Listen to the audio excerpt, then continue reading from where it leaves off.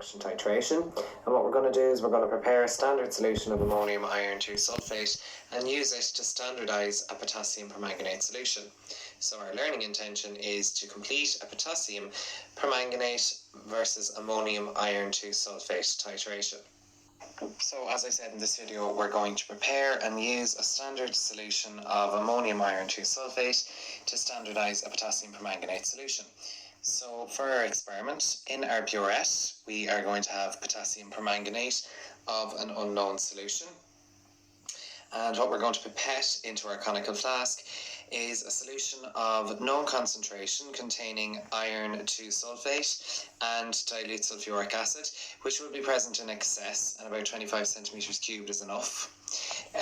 For our indicator, there's no indicator because we are using potassium permanganate, and in our previous videos we've said that potassium permanganate is a self-indicator. And the endpoint of this experiment, when the oxidation reduction reaction is complete, is indicated by the appearance of a permanent pale pink colour, as discussed in our previous videos as well. So in order to make your standard solution of ammonium iron 2 sulfate, it's a similar process to the preparation of your standard solution of sodium carbonate, which is covered in the acids and bases. So your ammonium iron 2 sulfate will be weighed out in a clock glass. This will be added into a beaker with some dilute sulfuric acid and deionized water, and the ammonium iron 2 sulfate solution is then transferred into a volumetric flask, and the bottom of the meniscus is brought in line with the graduation mark. Once you have your standard solution, you're ready for your titration, so you fill your burette and your pipette. So in this experiment, dilute sulfuric acid is added in 2 stages. So the first time the sulfuric acid is added, it's added when we're making our standard solution to help prevent the iron 2 plus from oxidizing to iron 3 plus by the oxygen in the air. The second time the dilute sulfuric acid is added is when you've put the ammonium iron 2 sulfate solution into your conical flask and you're about to start your titration. And the need for excess sulfuric acid here is to ensure that there's a sufficient supply of H plus ions in the reaction to ensure that the Mn plus 7 will reduce completely to the Mn plus 2 rather than the Mn plus 4, which is our brown precipitate, which we want to avoid. So let's look at some sample questions that could come up in an exam question based on this titration.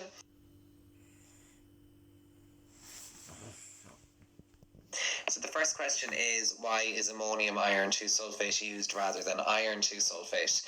And the reason is because ammonium iron 2 sulfate has a higher purity and it won't react with the oxygen present in the air. The next question is, why is it not necessary to weigh out the ammonium iron 2 sulfate accurately when making your standard solution at the start? And the reason you don't need to weigh out the ammonium iron 2 sulfate accurately, as in to 3 or 4 decimal places, is because it has a high molecular mass. So that means there is a leniency there for error in your weighing.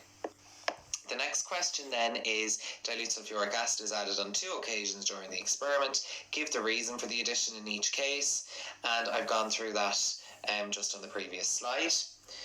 Then, when carrying out the titration, a student observed that the first few drops of KMnO4 decolorized slowly, but subsequent drops decolorized quickly. Explain this observation. And this is a common question, and it's linked with autocatalysis, which is discussed in our rates of reaction videos. And the reason the first few drops decolorize slowly, but subsequent drops go quickly, is because of autocatalysis, where the product acts as a catalyst to speed up the reaction. So at the start, the first few drops, there is no product present, but after the product starts to be produced from those first few drops, the other drops can decolorize quicker because the product is now present to act as a catalyst. Now, there's 2 main types of calculations that you can do with this experiment. The first is to calculate the concentration of the KMnO4 in moles per litre or grams per litre, and the second is to calculate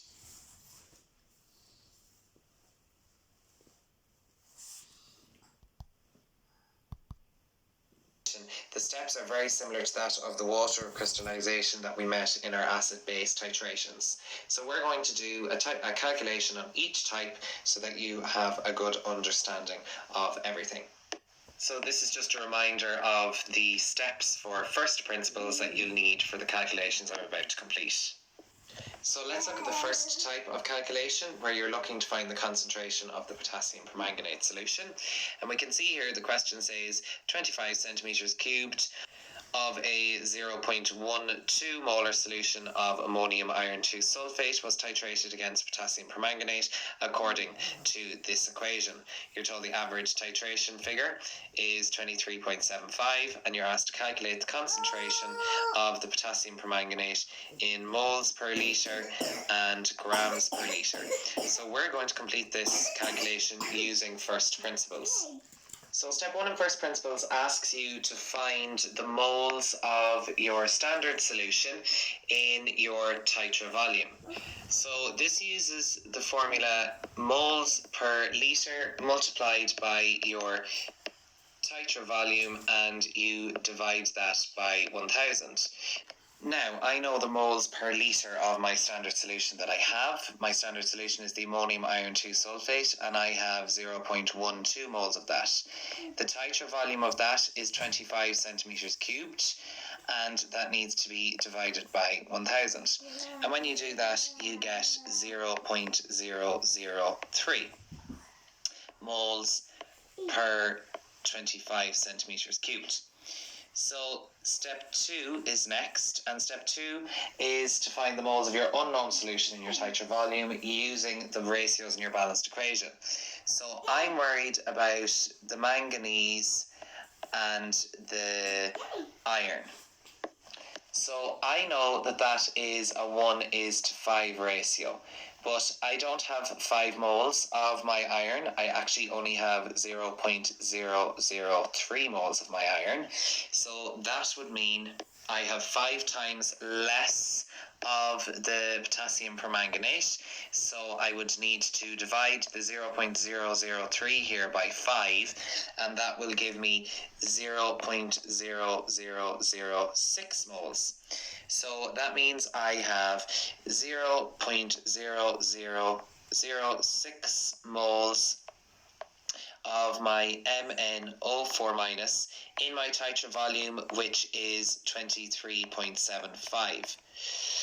So step 3 then is to find the molarity of the unknown solution, and to do that you do the moles from step 2, multiply it by 1000 and divide it by your titra volume. So the moles that I have is 0.0006, that's multiplied by 1000 and divided by the titra volume, which is 23.75, and that gives me an answer of 0.0253 moles per litre. So that is part A complete. For part B, I want it in grams per litre, so I'm going from moles to grams.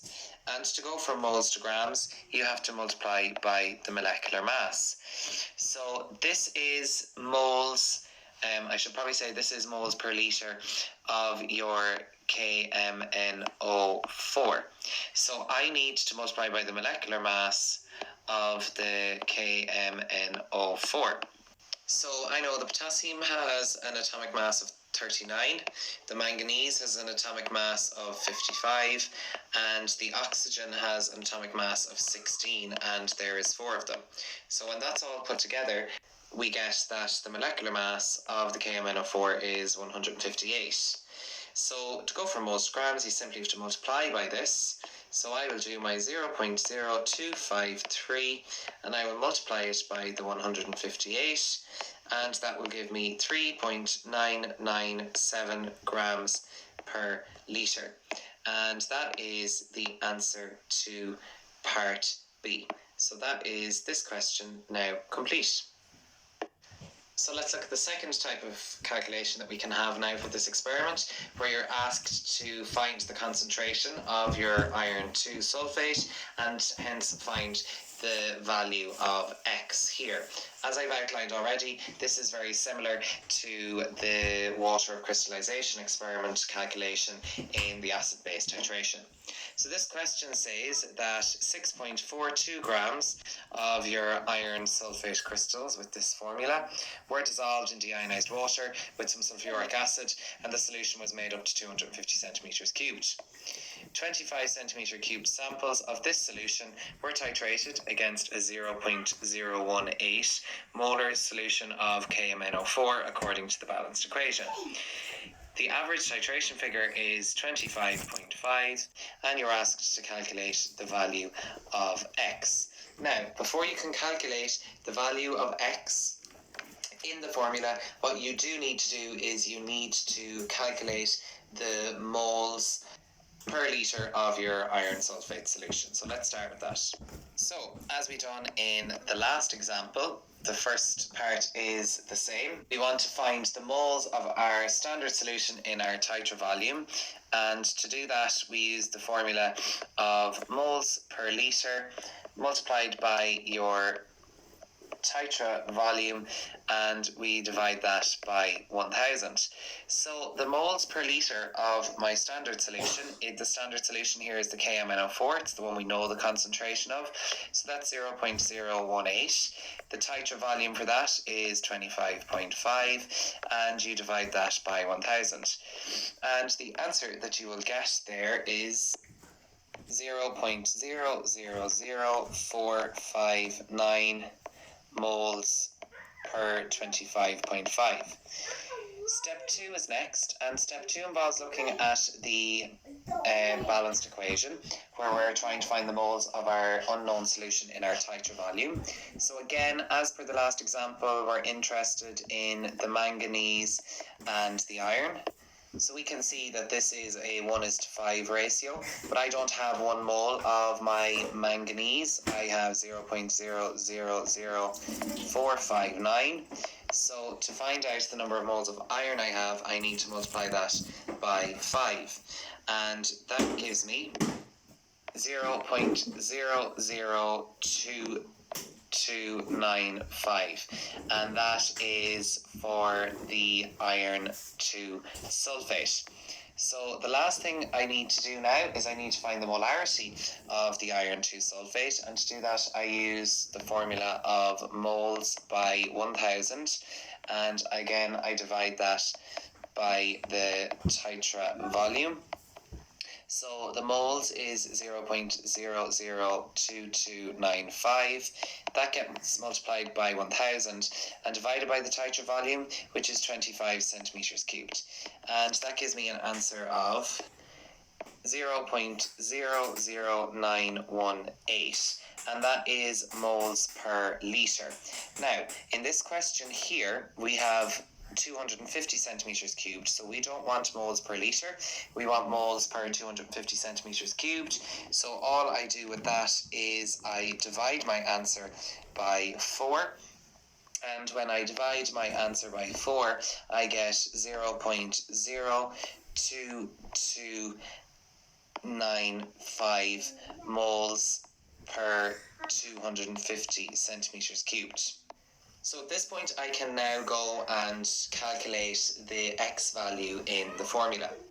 So the first thing I would say to you is I know that the 0.02295 moles is gotten by dissolving 6.42 grams of the FeSO4 XH2O.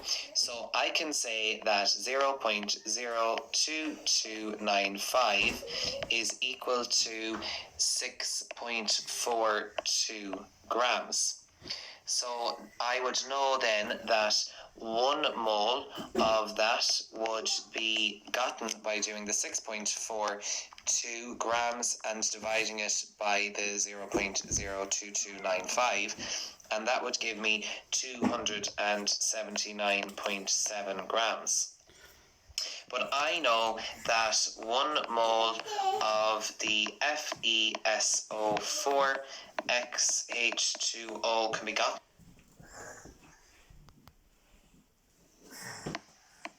SO4 plus 18X coming from the water, and that's equal to 279.7 grams. So now that I have my grams on both sides, I can simply just go and rearrange to get my value for X. So I can say that 18X is equal to the 279.7 and take away the 152. So to get X on its own, it's 279.7 minus your 152 and divide that by 18. So that gives me that my X value is 7. So my formula for the iron 2 sulfate here is FeSO4.7H2O, and that's that calculation completed. So that's it for this video. Have a read over the learning intention.